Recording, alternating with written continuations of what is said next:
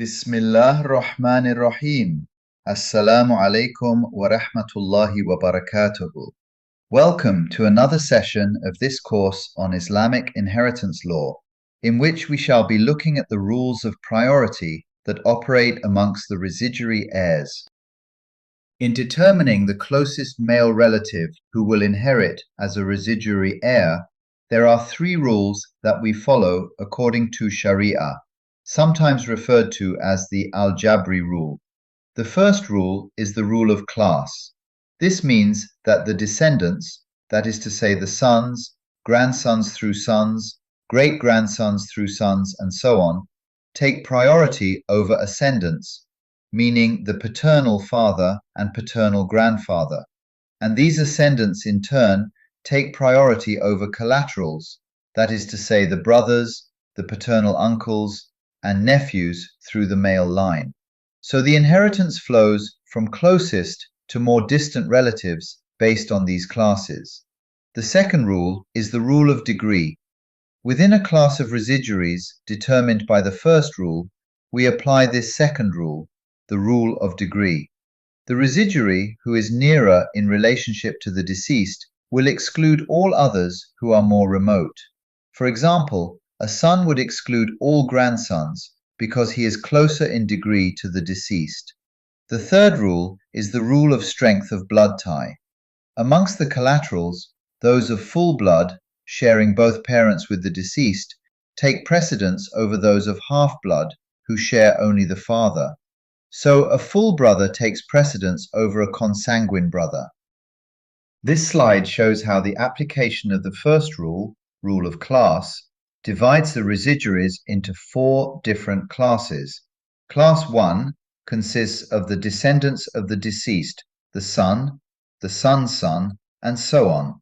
Class 2 consists of the ascendants of the deceased, meaning the father and paternal grandfather, however high soever.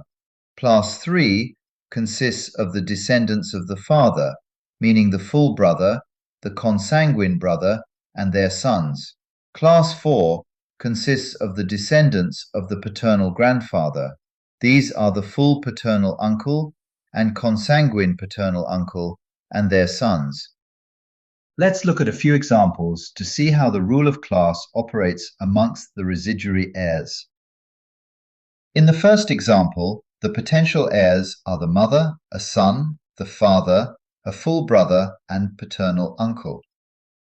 The mother is a Quranic heir, and her share is 1/6. The father is also a Quranic heir, and his share is also 1/6. The remaining potential heirs are residuaries. The son belongs to class 1, so he excludes all other potential heirs of lower class, and inherits the remainder 2/3 of the estate. In the second example, the potential heirs are both parents, mother and father, a full brother, and a full paternal uncle. The mother and father are both Quranic heirs and inherit 1/3 and 1/6 respectively. The father belongs to residuary heirs class 2. He excludes the brother and paternal, who belong to class 3 and 4 respectively.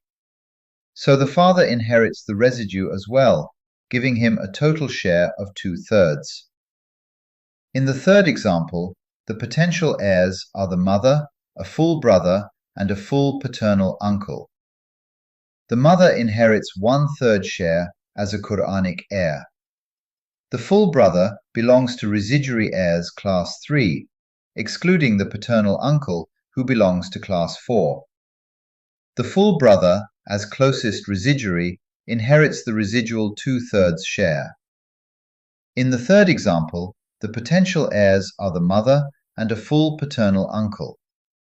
The mother inherits 1/3 share as a Quranic heir, and the full paternal uncle inherits the remaining 2/3 share.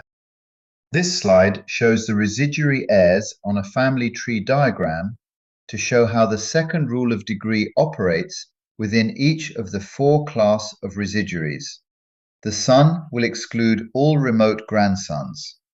The father will exclude all grandfathers. The brother will exclude all sons of brothers and their descendants. The paternal uncle will exclude all sons of paternal uncles and their descendants. This slide shows the collateral residuaries on a family tree diagram. Amongst the collateral residuaries, the full blood excludes half-blood. This means a full brother will exclude a consanguine brother and a consanguine sister. A full sister, when inheriting as a residuary, will also exclude a consanguine brother and a consanguine sister. Now let's look at a few examples to see the rule of blood tie operates. In the first example, the potential heirs are a daughter, a full brother, a consanguine brother, and a consanguine sister. The daughter is a Quranic heir. Her inheritance share is 1/2. The full brother, being of full blood, excludes both the consanguine brother and the consanguine sister, both of whom are half-blood.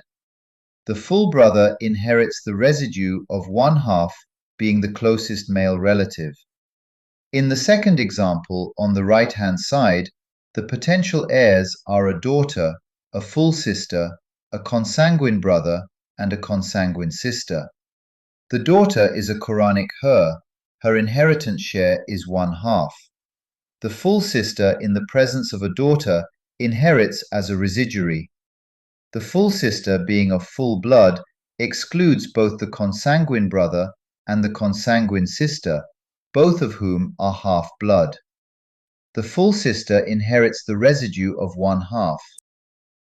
This slide shows the order of priority amongst the residuaries up to 4 generations above and below. You can pause the video to study the order. This brings us to the end of this session. Insha'Allah, see you in the next one.